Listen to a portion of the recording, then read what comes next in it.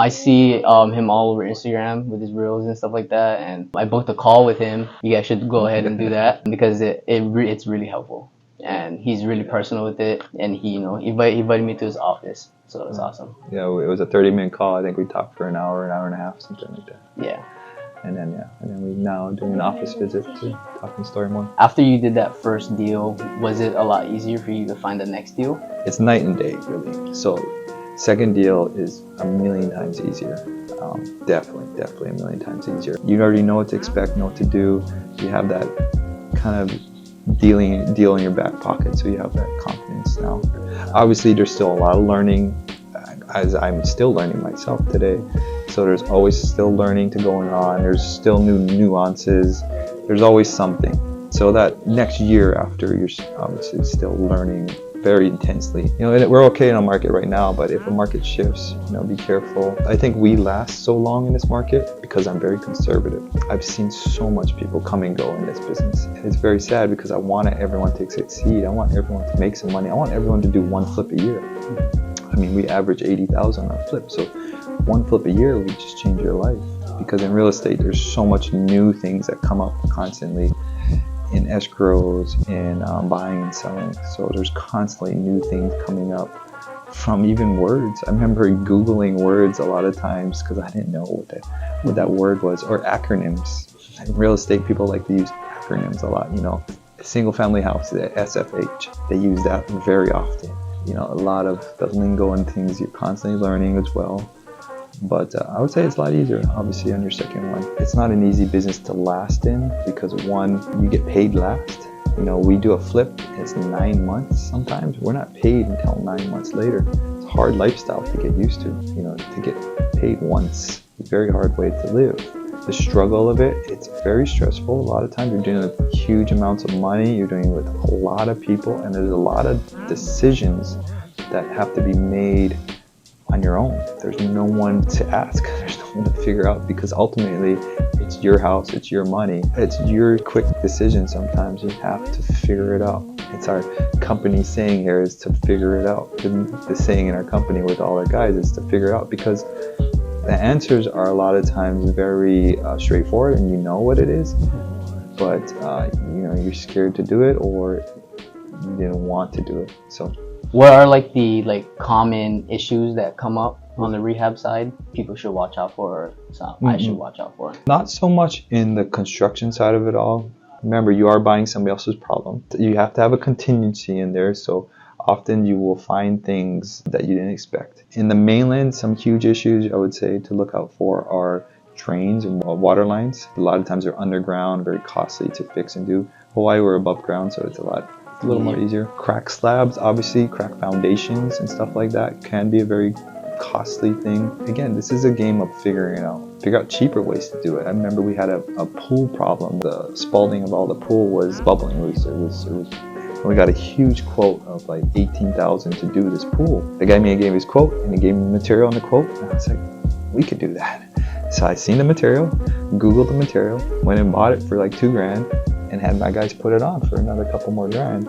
It's just being creative and to figure it out is the name of the game. A lot of times is to figure it out. A thing to really watch out for is the contractors themselves. I am a contractor. I used to give a lot of bids. And a lot of times, if you ever see a high bid from a contractor, it is because they are too busy or because they have a large office and they have a huge overhead. So it's nothing personal. So when we get a huge bid from a contractor, it's nothing personal. I understand. I would do it too when I give bids. We're just too busy and we would give a high bid because we didn't want that job or we were fine. If we did get that job, we would figure it out. Often you'll see a contractor with a nice truck, they have a secretary, you have an office like this around us. You got to pay for that. So their bids were going to be a lot higher. They have expensive equipment. They have maybe higher priced labor. So I'm sure they do great work, but in a flip, price points are more important. So we do want to have quality, but with it at a right price. So it's a juggling to find that contractor. Anyone out there you want to know what contractors generally get. So the average guy probably gets $250 a day. That's what the average good guy will get on a job. down to 200, and then some of the lower end guys were down to 150, even 100. Some of them start off at a day. That's what a day labor costs. So say you just have 3 guys. 3 guys can handle a whole house. We're doing some mega houses, which is the 3-man crew. You can do the math real quick what the labor cost.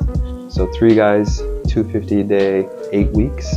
They work 5 or 6 days a week, roughly $30,000 in labor. So we will often bid on a job or tell a contractor or guys, hey, we'll give you labor rate of $30,000 to do this job. We will take care of the materials on top of that. Now the contractor, easier for him to bid.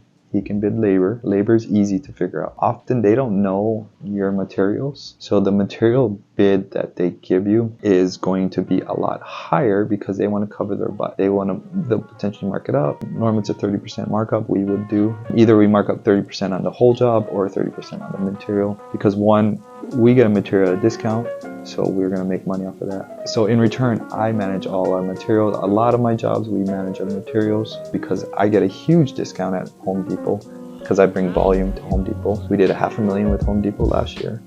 So Home Depot loves us and they give us a huge discount. We have a rep.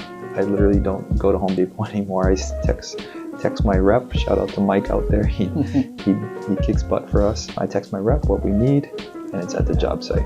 Contractors still also go to Home Depot and they'll check out in the morning, and we can do a text to pay as well. There's other things that we use to get discounts too, because I'm a penny pincher. Controlling your job, controlling the costs is a huge part of it all. And then the last thing to look out with contractors is to not pay them ahead of time. Contractor may want 50, half of the job up front, and you pay them and you see him later. I had a guy before Christmas and he said he needed money so he can help with Christmas and so forth, and he was going to come back, but I don't know what I was thinking. He was going to come back after Christmas and never seen him again.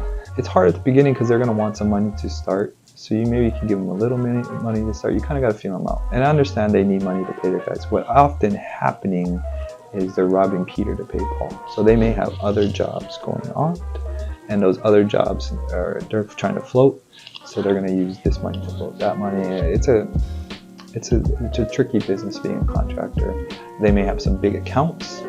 There's sometimes a year behind in getting payments that they have to float that money, to pay their employees and pay everybody for the next job. So being construction is not as easy as it sounds often when you get larger, because all of these different nuances. But coming from that side of the business, I understand it all. And I'd say lastly, really important, I think, is to understand each trait. Good little ninja trick we do, bringing up, that plumber, and he's going to explain something. I'm going to listen to him. I'm going to hear those words he says. I'm going to hear what he says about that job. So now when the second guy comes and he's going to come and tell me, I'm going to say, hey, how about this and this, or how about this and this? So I'll understand. I'll be more lingo into it, as well as have great questions to ask. And, even the third guy might come in and he has a totally different idea. I've had guys come in and they changed my mindset of how to lay out a room before. They said, this would look great over there. And I was like, oh yeah. I didn't even use the guy, but he just gave me that mindset of changing things. So, it's worth it to get different quotes, because it can, open up with you. And then, your quote for that job, say when we budget a job at $80,000, your budgeted quote is your budgeted quote. If that contractor doesn't come in at $80,000, that's fine. You just got to find another contractor. So just because you budget $80,000, don't feel like, oh shoot, he told me 150, I'm wrong. No, he's either A, busy, or C, just overpriced. Or busy, they're not overpriced. Everyone's got their own value. But there's somebody hungry out there. There's somebody who wants that job. I hate to say it, but sometimes certain people are lazy. They get content, or not lazy, just trying to juggle too many jobs. So they're trying to juggle too many and they can't get to your job, and your job gets delayed. So, those are all things that you weigh out when you're hiring a person and so forth. So how do you go about making relationships with contractors, plumbers, realtors, and all those people who are involved in the deal making? Let them know that you come from a team. I think this is important. When I was brand new, I had a mentor friend of mine. I never did a deal, but he did, right? Mm-hmm. So I would say, hey, me and my team have done a lot of deals, or hey, we have potentially a lot of work for you. Can you please give us a wholesale price? So I was never coming at them as I didn't have much for them. I wanted to have them a lot to offer them. One, I had a team, we were doing this a lot, and I didn't want them to just do one job. I want you to do 6 jobs for me. Mm-hmm. So giving them value that you have, and I was serious. I wasn't making it up. I really wanted to line them up, and I think most all the contractors I work with, they've gotten tons of jobs for me.